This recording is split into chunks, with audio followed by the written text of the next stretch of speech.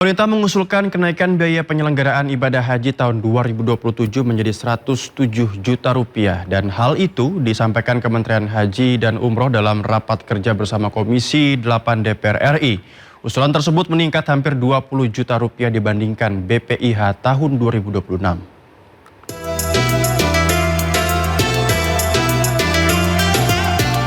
Pemerintah melalui Kementerian Haji dan Umroh mengusulkan biaya penyelenggaraan ibadah haji tahun 2027 naik sekitar 20 juta rupiah menjadi 107 juta 300 ribu rupiah per jemaah.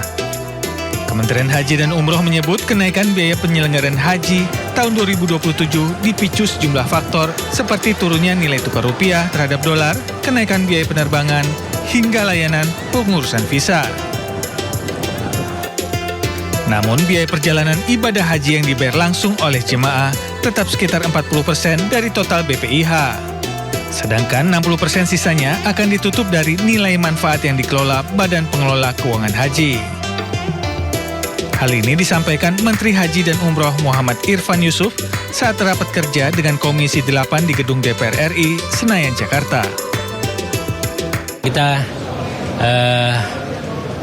sudah mengajukan BPIH yang dengan berat memang terpaksa harus naik karena faktor dolar, faktor aftur, dan pemerintah Saudi sudah meningkatkan layanannya.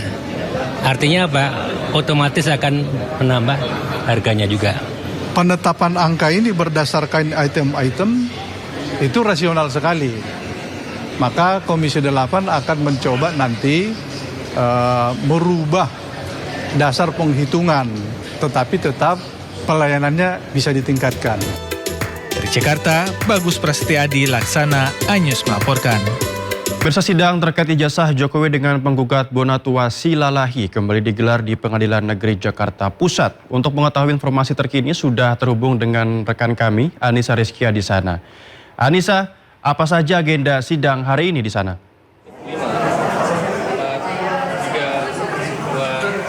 Ya, Novel dan juga pemirsa, jika ditanya mengenai agenda sidang yang digelar hari ini di Pengadilan Negeri Jakarta Pusat, yang mana sidang mediasi gugatan perbuatan melawan hukum terkait dokumen ijazah Presiden Republik Indonesia ke-7, yakni Joko Widodo, yang mana penggugatnya ialah yakni Bonatua Silalahi tengah memasuki ruangan mediasi, yakni nantinya sidang mediasi ini memang akan dimulai rencananya pada pukul 10 waktu Indonesia Barat di ruang mediasi lantai 2 Pengadilan Negeri Jakarta Pusat secara tertutup.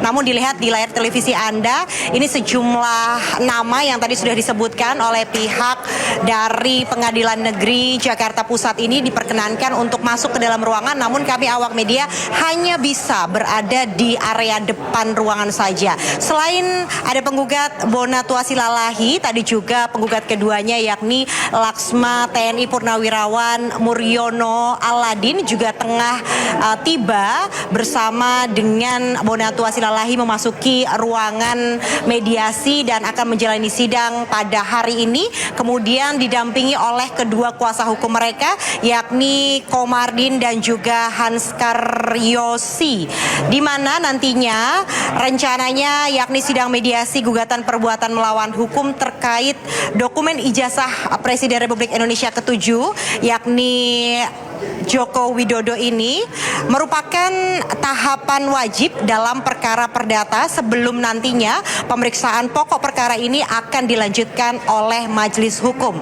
Noval dan juga pemirsa, tadi kami sempat mengambil gambar dan para kuasa hukum ini mengeluarkan sejumlah dokumen yang diminta oleh pihak pengadilan negeri yang nantinya akan adanya proses mediasi, apakah nantinya akan dilanjutkan ke sidang pengadilan ataupun nantinya akan berhenti di proses sidang mediasi ini. Kita nantikan bersama karena baru saja para penggugat dan tergugat yakni ada dari pihak KPU DKI Jakarta, kemudian dari Bawaslu dan juga dari KPU Pusat yang tiba di gedung Pengadilan Negeri Jakarta Pusat ini baru saja juga memasuki ruangan. Itu artinya proses dari sidang mediasi baru saja dimulai. Kita nantikan bersama apakah hasilnya nanti dan kami akan mengabarkannya kepada kepada Anda dan juga Noval yang ada di studio. Saya kembalikan kepada Anda yang ada di studio, Noval. Ya, baik. Terima kasih Adisa Rizkia laporannya dari Pengadilan Negeri Jakarta Pusat. Selamat bertugas kembali. Pemirsa, pemerintah menyempurnakan program pelatihan bagi calon manajer Koperasi Desa Merah Putih. Dari yang semula berbasis latihan dasar kemiliteran, kini diubah menjadi pelatihan bela negara dan manajerial.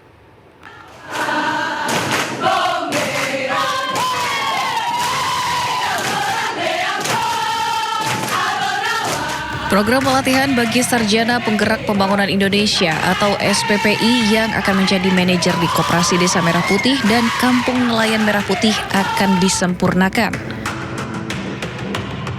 Pemerintah telah mengevaluasi secara menyeluruh dan memutuskan untuk mengubah konsep pelatihan dari yang sebelumnya berbasis latihan dasar kemiliteran menjadi pelatihan bela negara dan manajerial.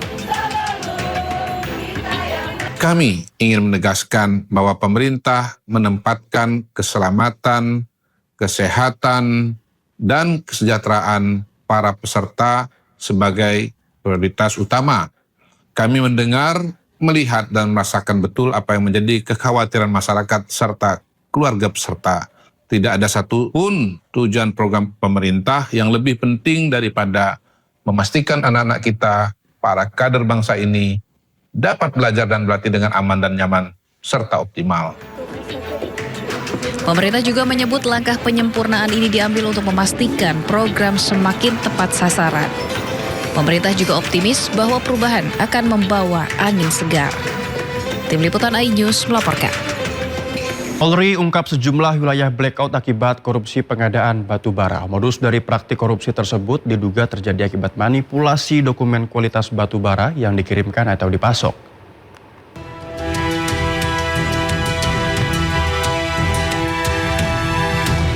Polri mengungkap sejumlah wilayah di Indonesia mengalami pemadaman listrik atau blackout akibat dugaan korupsi dan pencucian uang terkait pengadaan penemuan kebutuhan pasokan batu bara pada sejumlah PLTU selama periode tahun 2018 sampai dengan tahun 2026. Terganggunya pasokan batu bara berdampak terhadap terjadinya blackout atau pemadaman listrik di sejumlah wilayah di Indonesia, seperti Sumatera, sebagian Kalimantan, Jawa Tengah, Jawa Timur, dan sebagian Jabodetabek. Soal modus dari praktik korupsi tersebut diduga terjadi manipulasi dokumen kualitas batu bara yang dikirimkan atau dipasok. Kasus ini sudah masuk ke tahap penyidikan. Setidak-tidaknya penyidik menemukan adanya dugaan penyimpangan dalam proses pengadaan dan pemenuhan pasokan batu bara di PLTU oleh beberapa perusahaan yang terlibat, PT OBP dan PT BRA. Secara teknis nanti akan disampaikan oleh Direktur Penyidikan.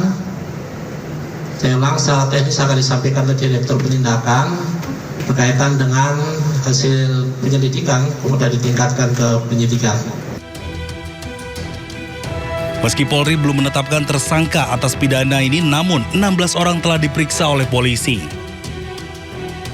Dalam pengusutan, Polri menerapkan pasal tentang pemberantasan tindak pidana korupsi dan pasal tentang pencegahan dan pemberantasan tindak pidana pencucian uang.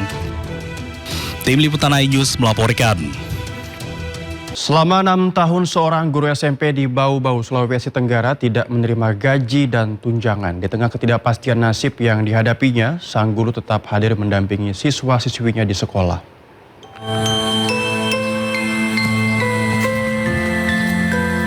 Hasriyanti, seorang guru ASN yang mengajar di SMP Negeri 2 Bau-Bau, Sulawesi Tenggara, mengaku sudah 6 tahun atau sekitar 73 bulan tidak menerima gaji maupun tunjangan profesi. Sebagai guru bimbingan dan konseling, Hasriyanti tetap menjalankan tugasnya memberikan pendampingan dan pembinaan kepada para siswa. Baginya, kehadiran di sekolah adalah bentuk pengabdian sekaligus tanggung jawab moral kepada para anak didiknya. Usai menjalankan tugas di sekolah, Hasriyanti melanjutkan aktivitasnya dengan berjualan secara online untuk memenuhi kebutuhan keluarga.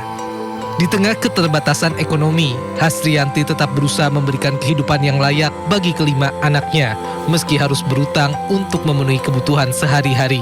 Khusus tentang penahanan gaji saya sebagai guru PNS itu terjadi pada tahun 2020, tepatnya pada bulan April 2020. Dan sampai sekarang, bulan Juli 2026 itu, sampai sekarang kami tidak menerima gaji Rp1 pun. Guru adalah pilihan hati nurani saya sejak saya masih kecil, dan itu saya laksanakan dengan sungguh-sungguh profesional, dan saya tidak punya niat sedikit pun untuk berhenti jadi guru.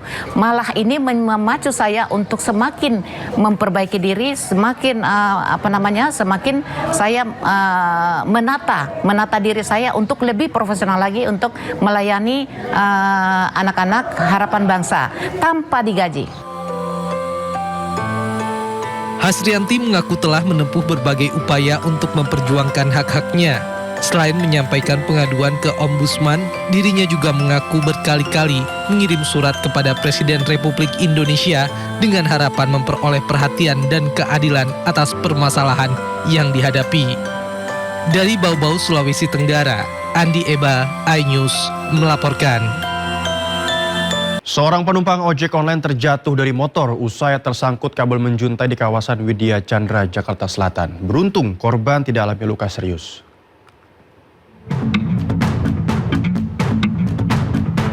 Rekaman kamera dashboard mobil merekam detik-detik seorang wanita penumpang ojek online terjatuh gara-gara terjerat kabel menjuntai di Taman Widya Chandra, Kebayoran Baru, Jakarta Selatan. Korban tidak alami luka serius karena langsung bangun mengetahui banyaknya kendaraan yang melintas di belakangnya. Menurut salah seorang pedagang yang berjualan di kawasan ini, bahwa kabel-kabel di sekitar lokasi ini memang sering menyuntai ke jalanan karena tersangkut mobil besar yang sering melintas. Sih pengennya lebih diperhatiin lagi lah, kabel-kabel udah banyak yang berantakan begini nih. Mau diperhatiin aja, kata takutnya ada korban lagi gitu. Oh, di sini tuh semraut mulu kabel. Ya kadang-kadang kalau lagi ada mobil coran atau bis-bis yang tinggi-tinggi tuh kadang suka kena kabel, langsung ke bawah kabelnya. Tahu ada mobil gede, pas itu nggak punya connect apa-apa, ditinggal. Terus ada mobil box, ini ngalangin kena motor kayaknya mah kalau nggak. Setelah viralnya kejadian ini, petugas terkait langsung merapihkan sejumlah kabel yang menjuntai agar tidak ada lagi korban selanjutnya. Dari Jakarta, Rizky Falupi, iNews melaporkan. Ya, Direktorat PPO dan PPA Polda Jawa Barat telah menggelar rekonstruksi dan gelar perkara dalam kasus penganiayaan dan penyekapan yang dilakukan Taufik Hidayat terhadap kekasihnya YTR. Sebanyak 31 saksi telah diperiksa dan Polda Jabar saat ini masih melengkapi berkas perkara untuk dilimpahkan ke Kejaksaan.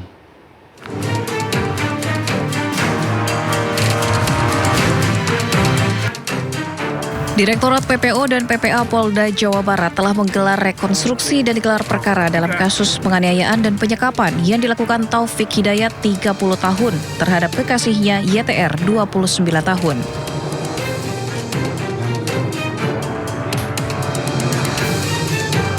Polisi menjerat Taufik Hidayat dengan 3 pasal berlapis yang total ancaman hukumannya mencapai 36 tahun penjara.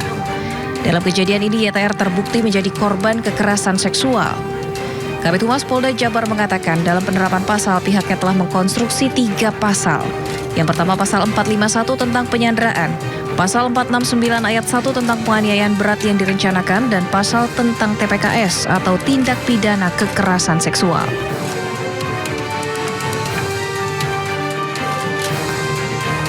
Di sini unsur perencanaannya kita tambahkan sehingga harapan kita untuk memaksimalkan ancaman ini menjadi 12 tahun penjara kita masukkan.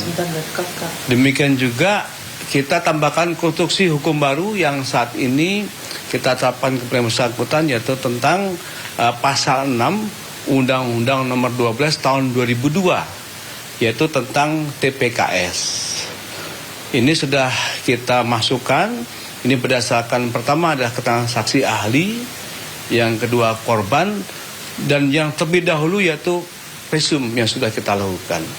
Jadi rekan-rekan sekalian, ini kabar yang bagus untuk kita sampaikan bahwa TH saat ini telah kita jerat dengan 3 pasal berlapis. Dan sebelumnya sudah kita sampaikan bahwa yang bersangkutan telah melakukan suatu tindak pidana yang telah menjalankan hukuman 1 tahun 8 bulan yang terdahulu, sehingga tindak pidana berulang ini atau residivis ini akan menambah pemberatan daripada hukuman nanti. Sebelumnya, Polda Jawa Barat mengungkap kekejaman Taufik Hidayat, tersangka penyekapan dan penyiksaan terhadap YTR, dilakukan secara berulang lebih dari 2 tahun, yakni sejak Mei 2024 hingga Juni 2026.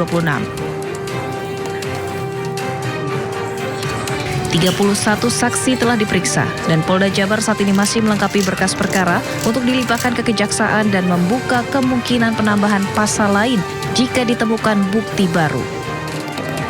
Tim Liputan iNews melaporkan.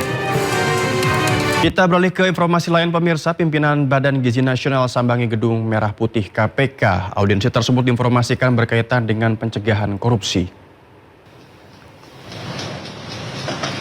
Ya, dalam audiensi tersebut pimpinan BGN yang hadir diantaranya adalah Kepala BGN Nanik S. Deyang serta 2 wakilnya yakni Agustina Arumsari dan Trenggono. Setibanya di Gedung Merah Putih KPK, ketiganya tidak banyak berbicara kepada awak media dan langsung masuk.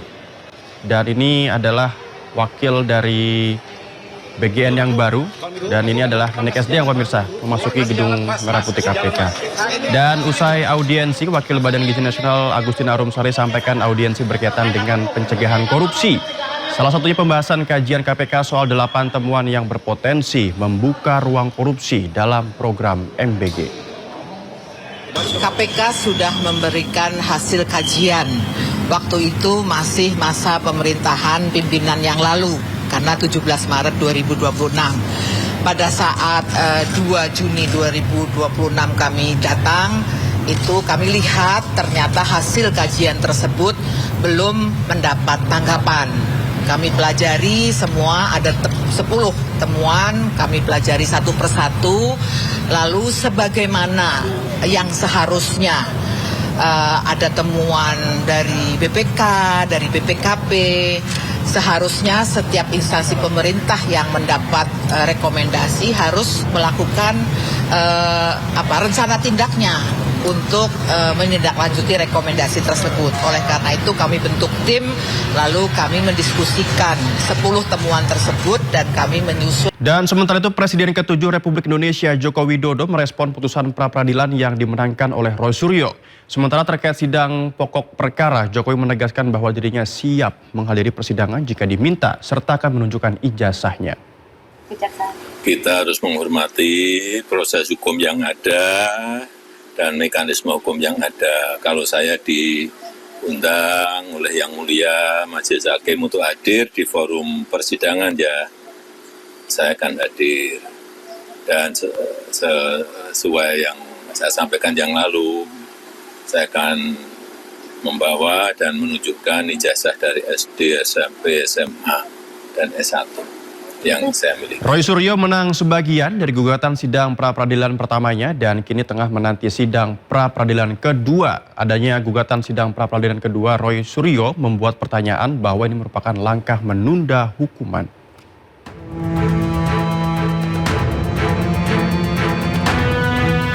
Pasca sidang pra-peradilan pertama Roy Suryo, lawannya Pradi Bersatu sudah ancang-ancang akan menjebloskan tersangka fitnah ijazah itu ke penjara. Strategi yang akan dipilih Pradi adalah mengirimkan surat kepada Mahkamah Agung agar kembali meninjau penangguhan penahanan Roy Suryo.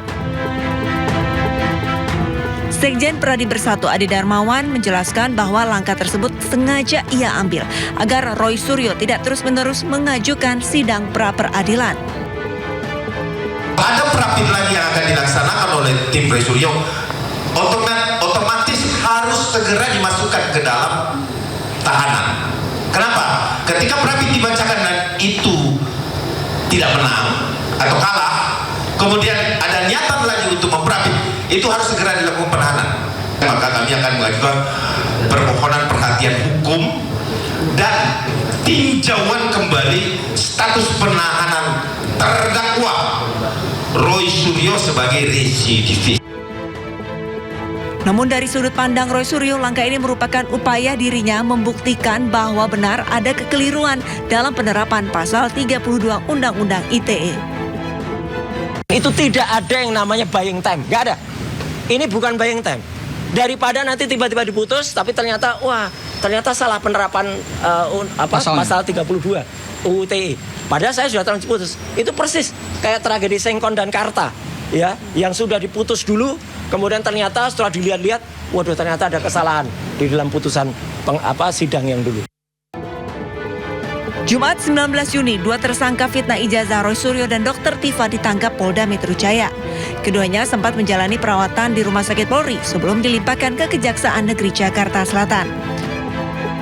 Kejari kemudian memutuskan menangguhkan penahanan keduanya.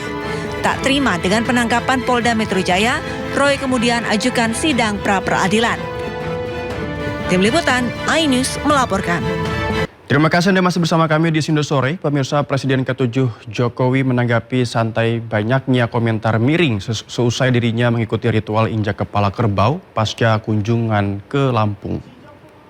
Upo adat beliau, Haji Joko Widodo. Jokowi menjelaskan bahwa ritual yang dilakukan saat safarinya ke Lampung sebagai bentuk penghormatan dari masyarakat adat dan merupakan bentuk penghormatan dari Istana Kedatun Keagungan Lampung kepada dirinya.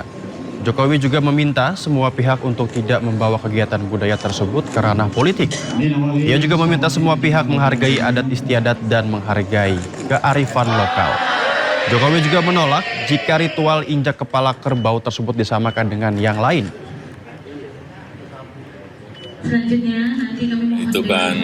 Itu kan bentuk penghormatan dari masyarakat adat di Lampung.